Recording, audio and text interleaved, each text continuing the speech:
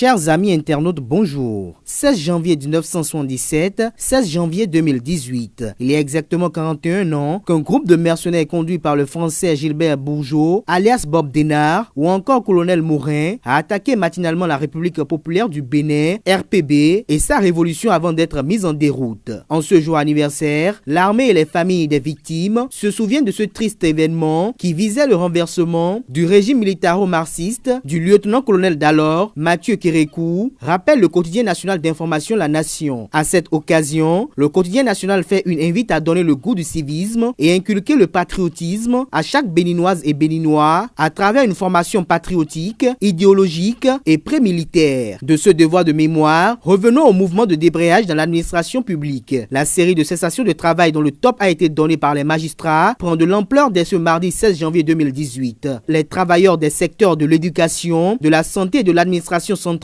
se jettent dans la danse, informe la Nouvelle Tribune qui qualifie ces mouvements de débrayage de première fronde sociale après les années de 1989 et 1990. Par ailleurs, le quotidien national renseigne que le collectif des organisations syndicales des ministères demande aux travailleurs des différents ministères de vaquer normalement à leurs obligations professionnelles dès ce mardi 16 janvier. Cet appel a été lancé hier lundi à travers une déclaration qui invite par la même occasion le gouvernement à renouer avec le dialogue social et ce, avec toutes les centrales et confédérations syndicales au plan national afin d'éviter au pays une paralysie totale de l'administration publique. À en croire la une du jour de Le Challenge, concernant la grève dans le secteur public, 9 syndicats se désolidarisent et rejettent en bloc la motion. À cet effet, le matinal parle d'étrange grève générale car un collectif de syndicats fustige un mouvement de débrayage politique. Fraternité se désole du fait qu'une fois encore, les usagers des services administratifs subiront le dictat des organisations syndicales. Pendant son 12 heures pour les uns et 5 jours sur 5 pour les autres, elles ont décidé de paralyser le pays. Bien vrai que la démocratie est notre plus grande richesse, le quotidien Fraternité, en affichant les photos des réputés responsables syndicats, recommande les uns et les autres à ne pas mettre le pays à feu et à sang. Et à nous intéresser à la loi qui fait objet de polémiques et de controverses, contrôle de conformité des lois supprimant le droit de grève. La source de l'info perçoit Théodore Olo et la Cour constitutionnelle pris entre deux feux. Selon le quotidien, la Cour devrait invalider ces lois puisque le droit de grève est garanti par la Constitution du 11 décembre 1990 en son article 31. Cependant, l'incertitude des uns et des autres est relative au fait que la Cour constitutionnelle a créé une jurisprudence en la matière en 2011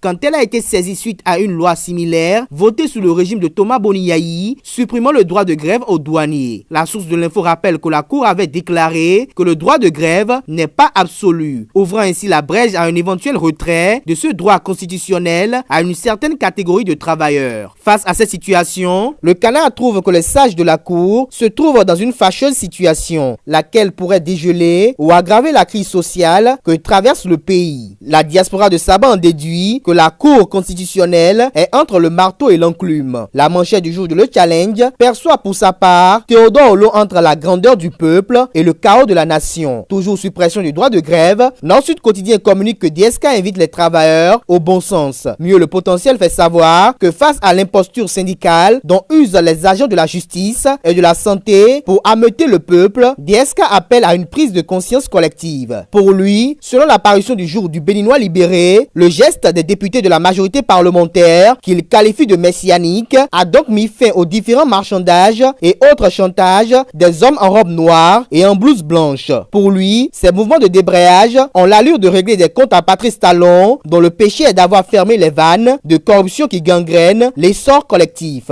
Financement du programme d'action du gouvernement PAG Bénin révélé à Cotonou. Matin Libre apporte ce matin l'information selon laquelle, comme l'ancien président Thomas Boniaï l'avait fait en son temps, Patrice Talon organise aussi sa table ronde économique qui sera consacrée principalement au financement du programme assainissement pluvial de Cotonou. L'opération Garder secret est prévue pour se tenir demain, mercredi 17 janvier 2018, dans la capitale française. Cette assise s'inscrit dans la dynamique de mobilisation mobilisation de ressources nécessaires pour la réalisation des projets inscrits dans le programme d'action du gouvernement PAG pour la ville de Cotonou. Matin Libre profite de l'occasion pour révéler que malgré que la mairie de Cotonou ait voté à temps son budget, celui-ci a été rejeté par le gouvernement, obligeant ainsi les autorités de la ville à fonctionner sur la base de la 12e provisoire. Ceci parce que le chef de l'État tient à insérer dans le budget de la mairie de Cotonou la réalisation des infrastructures prévues dans le PAG.